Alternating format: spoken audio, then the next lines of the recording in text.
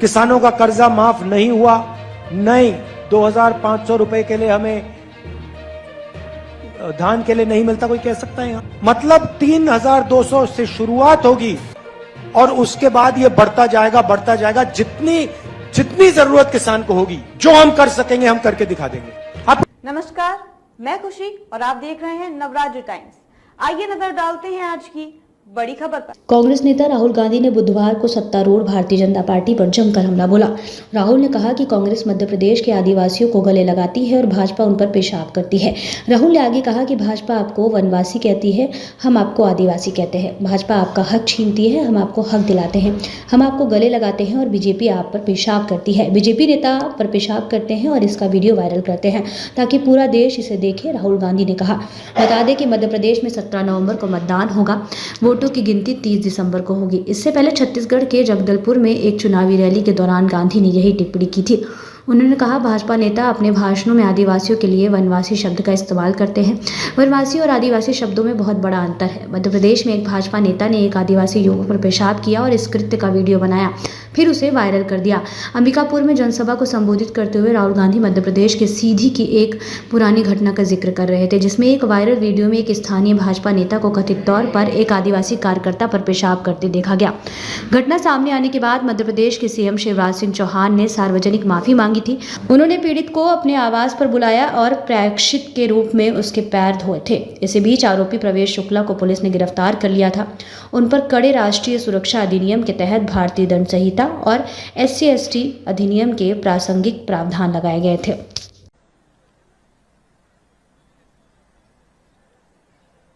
भाइयों और बहनों, हिंदुस्तान को MP नहीं चलाते, हिंदुस्तान को 90 अफसर चलाते हैं। उनको हम secretary to government of India कहते हैं। IAS के अफसर हैं और ये 90 लोग हिंदुस्तान का पूरा पैसा जो है उसको बांटते हैं। मनरेगा में कितना जाएगा, सेना को कितना मिलेगा, सड़क बनाने में कितना पैसा जाएगा, अस्पतालों में कितना जाएगा, शिक्षा में कितना जाएगा, ये सारे के सारे निर्णय ये 90 लोग लेते हैं। पार्लियामेंट हाउस में मैंने एक आंकड़ा रखा।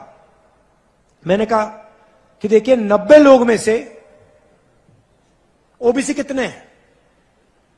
भाइयों और बहनों, इन 90 लोगों में से ये कितने हैं भाई? तो उठा के दिखाओ, तो खड़े होकर दिखाओ। ये देखो, 90 में से 3। मोदी जी OBC की बात करते हैं, 24 घंटा OBC की बात करते हैं। जब मदद करने का समय आता है कहते भैया OBC जाती नहीं है। और जो अफसर 90 अफसर इस देश को चलाते हैं, बजट का हर पैसा बांटते हैं, उसमें से 3 OBC के हैं। अच्छा भैया, आपने पहला सवाल का जवाब दे दिया, दूसरे सवाल का जवाब दीजिए। जो OBC अफसर हैं, हिंदुस्तान के बजट का कितना प्रतिशत निर्णय लेते हैं? 5%।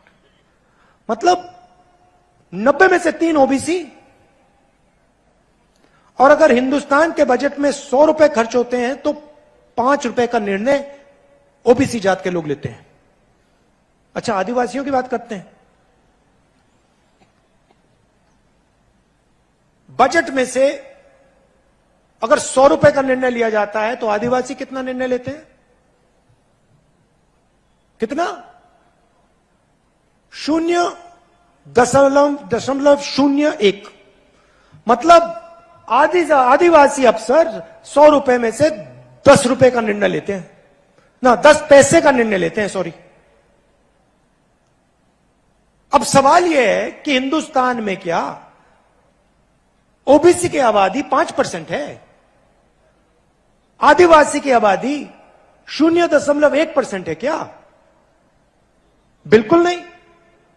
पूरा देश जानता है कि OBC की आबादी कुछ भी होगी 5% तो नहीं है।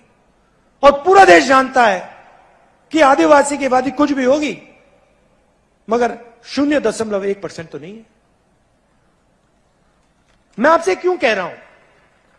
क्योंकि देश को चलाने में आदिवासी, दलित, पिछड़ों की कोई भागीदारी नहीं है।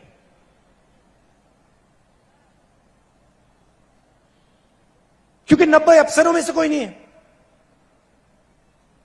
अगर आप मुझे कहते कि भैया देखो 90 अफसर हैं, उसमें से 50% ओबीसी हैं, तो मैं कहूंगा हां भैया, बजट का 50% ये लोग खर्च कर रहे हैं, तो भागीदारी है। अगर आप मुझे कहते देखिए 15% बजट का आदिवासी लोग निर्णय ले रहे हैं, तो मैं कहता हां भैया भागीदारी है। इसलिए मैं चाहता हूं, और ये ओबीसी के जो युवा हैं, आदिवासी युवा हैं, आप इस बात को उठाइए, ये आपके भविष्य की बात है। इसलिए मैं चाहता हूं कि जाति जनगणना हो, सबको पता लग जाएगा कि देश में आदिवासी कितने हैं, दलित कितने हैं, पिछड़े कितने हैं, जनरल कितने हैं, सबको पता लग जाएगा। एक बार सबके आंकड़े हमारे सामने आ जाएंगे, सामने होंगे, तो हम कहेंगे ठीक है भैया, अब अगर 50% आबादी है तो भागीदारी होनी चाहिए। 90 में से 3 अफसर काम होने वाला नहीं है, इसको हमें बदलना पड़ेगा। अब नरेंद्र मोदी के पास जाति जनगणना के आंकड़े पड़े हुए हैं, वो 1 सेकंड में पब्लिक को दिखा सकते हैं। हमने किया था जाति जनगणना, हमने करा जब हमारी यूपीए की सरकार थी, तो सारे आंकड़े सरकार के पास है। अब हम नरेंद्र मोदी जी से कह रहे हैं भैया इनको रिलीज करिए, छत्तीसगढ़ के ओबीसी युवाओं को बता दीजिए ओबीसी की कितनी आबादी, आदिवासियों को, दलितों को बता दीजिए भैया आपकी इतनी भागीदारी होनी चाहिए। नरेंद्र मोदी नहीं बोल रहे, अब कह रहे भैया ओबीसी की तो कोई जाति नहीं होती, दलित आदिवासी तो जाति नहीं है, जात तो हिंदुस्तान में सिर्फ गरीब है। तो यहां जो ओबीसी युवा हैं, अगली बार मोदी जी आएंगे, आप उनसे पूछना मोदी जी, पहले आप कहते थे आप ओबीसी हो, अब आप कहते हो हिंदुस्तान में सिर्फ गरीब जात होती है। खबरों में अब तक के लिए बस इतना ही, फिर होगी आपसे मुलाकात ऐसी ही एक बड़ी खबर के साथ। तब तक के लिए नमस्कार और देखते रहिए नवराज टाइम्स।